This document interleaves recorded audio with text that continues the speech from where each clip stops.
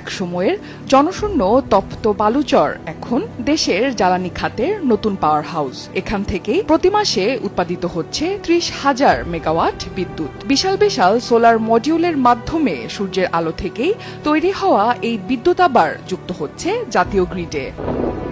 যেখানে মানুষের আনাগোনা ছিল বিরল, আজ সেখানেই মাথা উঁচু করে দাঁড়িয়ে আছে ৫,১৫,০০০ সোলার প্যানেল। ৬৫০ একর জায়গা জুড়ে বিস্তৃত এই কর্মযজ্ঞে উত্তপ্ত সূর্যরশ্মি রূপান্তর হচ্ছে সোনালী বিদ্যুতে। ২০২২ সালে তিস্তা সোলার লিমিটেডে জয়েন করি।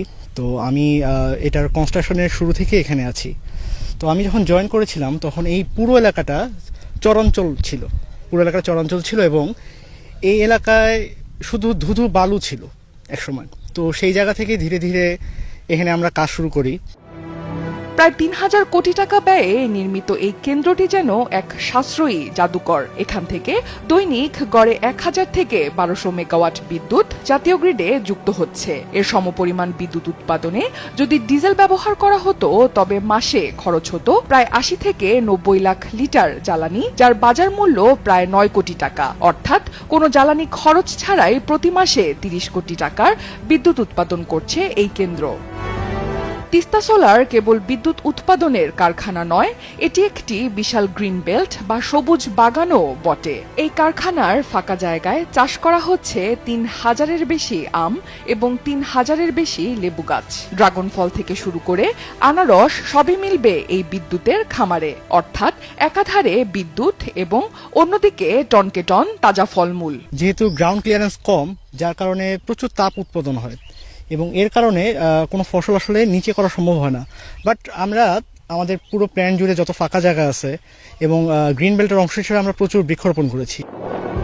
গাইবান্ধার সুন্দরগঞ্জ উপজেলার তারাপুর ইউনিয়নের চরখোড্ডা ও লাটশালা চরের প্রায় ৬৫০ একর বিশাল এলাকা জুড়ে গড়ে তোলা হয়েছে এই দৃষ্টিনন্দন সৌর বিদ্যুৎ কেন্দ্র। ২০১৬ সালে এই বৃহৎ প্রকল্পের প্রাথমিক কার্যক্রম শুরু হলেও দীর্ঘ কর্মযজ্ঞ শেষে ২০২৩ সালের জানুয়ারি থেকে এখানে বাণিজ্যিকভাবে বিদ্যুৎ উৎপাদন শুরু হয়। বর্তমানে সূর্যের আলোই এই প্রকল্পের প্রধান চালিকা শক্তি, যা পরিবেশ বান্ধব ও টেকসই বিদ্যুৎ নিশ্চিত করছে। সৌর বিদ্যুৎটাই হচ্ছে আপনার রিনিউয়েবল এনার্জি, এটা হচ্ছে আপনার পরিবেশ বান্ধব বিদ্যুৎ।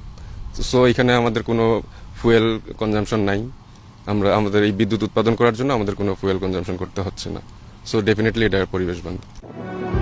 উন্নত প্রযুক্তি ও বিশাল সক্ষমতা নিয়ে গড়ে ওঠা এই বিদ্যুৎ কেন্দ্রটি দেশের সর্ববৃহৎ সৌর বিদ্যুৎ প্রকল্প। তবে প্রশ্ন হলো, চরাঞ্চলের মতো দুর্গম এলাকা থেকে কিভাবে সোলারের মাধ্যমে বিদ্যুৎ উৎপাদন হচ্ছে আর কিভাবেই বা সেই বিদ্যুৎ জাতীয় গ্রিডে যুক্ত হচ্ছে। প্রতিটা ইনভার্টার থেকে আমাদের ওখানে ডিসি আপনার কানেক্টেড হচ্ছে ১৫০০ ভোল্ট, আর ওটার আউটপুট পাচ্ছি আমরা ৬৬০ ভোল্ট। এই ৬৬০ ভোল্ট আমাদের চলে যাচ্ছে আইডিটিতে, ইনভার্টার ডিউটি ট্রান্সফরমার যেটাকে আমরা বলি। এই আইডিটিতে হচ্ছে আপনার ৬৬০টাকে 33 কেভিতে স্টেপ আপ করতেছে।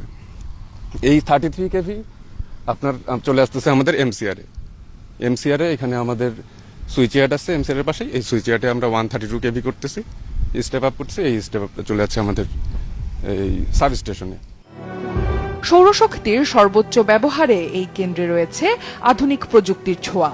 যদিও উৎপাদন প্রক্রিয়াটি দিনের আলোর ওপর নির্ভরশীল, তবুও এর সক্ষমতা চমকে দেওয়ার মতো।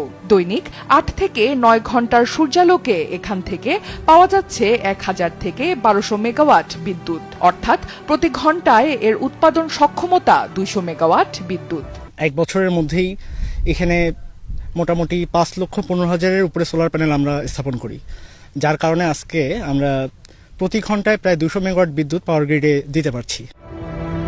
আধুনিক প্রযুক্তি, সঠিক পরিকল্পনা আর পরিবেশ বান্ধব চিন্তা, এই তিনের সমন্বয়ে তিস্তা সোলার লিমিটেড আজ বাংলাদেশকে দেখাচ্ছে এক সবুজ ও টেকসই ভবিষ্যতের স্বপ্ন।